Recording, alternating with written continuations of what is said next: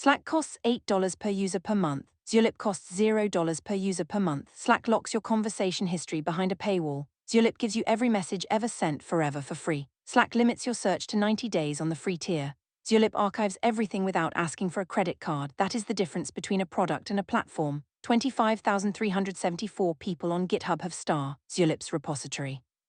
Those people understand that team chat should not be a subscription. You run Zulip with one command. Docker compose up-d, that is it. No installer, no configuration wizard, no license key. You need a machine with Docker. A small VPS will handle 100 users. The official image includes Python, JavaScript, and PostgreSQL. Zulip's backend is Python. The web frontend is JavaScript. The database is PostgreSQL.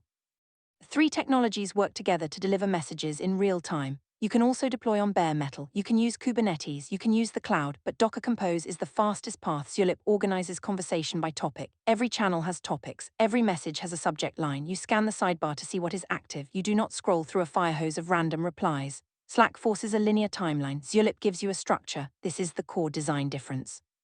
Topics let you catch up after a day offline. You read the topics that matter. You ignore the topics that do not. The search function indexes everything. You find a message from 2 years ago in under 1 second. You search by topic, by person, by date, by keyword. The database executes the query fast. Bots are part of the architecture. You write a bot in Python. You attach it to a channel. It listens for commands. You can send an alert, create a poll, or pull data from an API.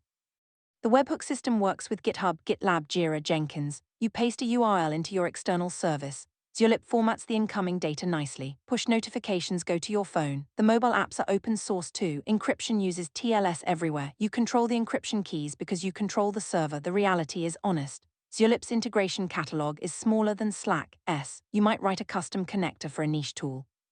The mobile app functions but lacks polish. The interface feels utilitarian. There is no dark mode gradient. There are no animated emoji rain effects. Slack spends millions on user experience.